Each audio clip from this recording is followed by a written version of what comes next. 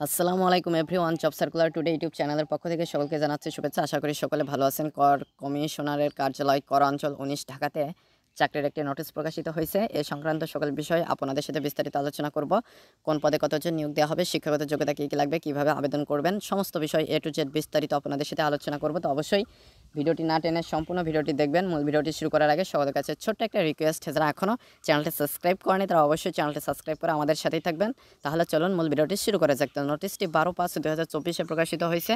তো আমি এখানে সর্বপ্রথম যে পদটি নিয়ে আলোচনা করব সেটা হচ্ছে 6 নম্বর অফিস সহায়ক, যেখানে গ্রেড 20 অনুযায়ী বেতন স্কেল থাকছে। এখানে মোট 22 জন কিন্তু নিয়োগ দেওয়া হবে। তো স্বীকৃত বোর্ড হইতে মাধ্যমিক স্কুল সার্টিফিকেট বা সমানের পরীক্ষায় উত্তীর্ণ হলে আপনারা আবেদন করতে পারছেন।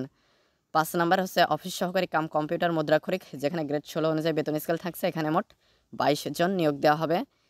শিক্ষাগত যোগ্যতা এবং অভিজ্ঞতা স্বীকৃত বোর্ড হইতে অনন্য দ্বিতীয় বিভাগ বা সমানের জিপিএতে উচ্চ মাধ্যমিক সার্টিফিকেট বা সমানের পরীক্ষায় উত্তীর্ণ হতে হবে। কম্পিউটার ব্যবহারে দক্ষতা থাকতে হবে। Computer, word processing, email, fax machine ইত্যাদি চালানোয় দক্ষতা এবং অভিজ্ঞতা থাকতে হবে এবং কম্পিউটার মুদ্রাক্ষরের সর্বনিম্ন গতি প্রতি মিনিটে বাংলায় 20 এবং ইংরেজিতে 20 শব্দের গতি থাকতে হবে। 4 নাম্বার হচ্ছে সাইট মুদ্রাক্ষরিক কাম কম্পিউটার অপারেটর, যেখানে গ্রেড 14 অনুযায়ী বেতন স্কেল থাকছে। এখানে মোট 20 জন নিয়োগ দেওয়া হবে। স্বীকৃত বিশ্ববিদ্যালয় হইতে অন্য দ্বিতীয় শ্রেণী বা সমানের সিজিপিএতে স্নাতক বা সমানের ডিগ্রি, কম্পিউটার ব্যবহারে দক্ষতা, computer word processing, email, fax machine ইত্যাদি চালনায় দক্ষতা এবং অভিজ্ঞতা থাকতে হবে এবং লিখনে সর্বনিম্ন গতি প্রতি মিনিটে বাংলায় 45 এবং ইংরেজিতে 70 শব্দ এবং কম্পিউটার মুদ্রাক্ষরে সর্বনিম্ন গতি প্রতি মিনিটে বাংলায় 25 এবং ইংরেজিতে 30 শব্দের গতি থাকতে হবে প্রতি মিনিটে। এখানে 3 নাম্বার হচ্ছে উচ্চমান সহকারী, যেখানে গ্রেড 14 অনুযায়ী বেতন স্কেল থাকছে। এখানে মোট 20 জন নিয়োগ দেওয়া হবে। স্বীকৃত বিশ্ববিদ্যালয় হতে স্নাতক বা সমানের ডিগ্রিধারী আবেদন করতে পারবেন। কম্পিউটারে বেসিক ট্রেনিং কোর্সে উত্তীর্ণ হতে হবে। কম্পিউটারে ওয়ার্ড প্রসেসিং সহ ইমেইল, ফ্যাক্স পরিচালনায় দক্ষতা এবং অভিজ্ঞতা থাকতে হবে। 2 নাম্বার হচ্ছে প্রধান সহকারী, যেখানে গ্রেড 13 অনুযায়ী বেতন স্কেল থাকছে। এখানে মোট 19 জন নিয়োগ দেওয়া হবে। স্বীকৃত বিশ্ববিদ্যালয় হইতে দ্বিতীয় শ্রেণীতে স্নাতক বা সমানের ডিগ্রি বা সমতুল্য সিজিপিএ হতে হবে। কম্পিউটার বেসিক ট্রেনিং কোর্সে উত্তীর্ণ হতে হবে এবং কম্পিউটারে ওয়ার্ড প্রসেসিং সহ ইমেইল ও ফ্যাক্স পরিচালনায় দক্ষতা এবং অভিজ্ঞতা থাকতে হবে। 1 নাম্বার হচ্ছে কম্পিউটার অপারেটর, যেখানে গ্রেড 13 অনুযায়ী বেতন স্কেল থাকছে। এখানে মোট 1 জন নিয়োগ দেওয়া হবে। স্বীকৃত বিশ্ববিদ্যালয় হইতে বিজ্ঞান বিভাগে স্নাতক বা সমানের ডিগ্রি এবং কম্পিউটার মুদ্রাক্ষরে প্রতি মিনিটে বাংলায় 25 এবং ইংরেজিতে 30 শব্দের গতিসহ সংশ্লিষ্ট বিষয়ে স্ট্যান্ডার্ড অ্যাপটিটিউড টেস্টে উত্তীর্ণ হতে হবে।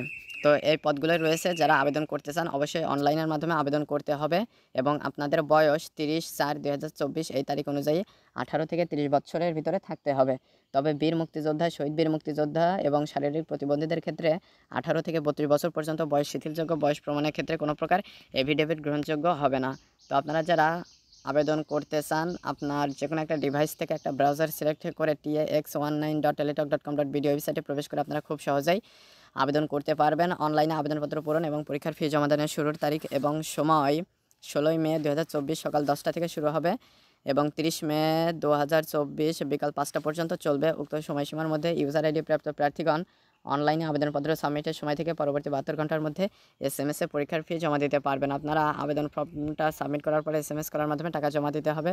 এর জন্য আপনার ফোনের মেসেজ অপশনে গিয়ে TAX19 স্পেস দিয়ে ইউজার আইডি লিখে 16222 নম্বরে সেন্ড করে দেবেন। এরপরে আপনাদের দ্বিতীয় এসএমএসটা করার জন্য TAX19 লিখবেন বড় হাতের অক্ষর, তারপরে স্পেস দিয়ে ইয়েস লিখবেন, তারপরে স্পেস দিয়ে পিন নাম্বার দিয়ে 16222 নম্বরে সেন্ড করে দেবেন। তারপরে রিপ্লাই হিসেবে আসবে congratulations applicants name payment completed successfully. এরকম একটা রিপ্লাই চলে আসলে আপনাদের আবেদনটা সম্পূর্ণ বলে গণ্য হবে।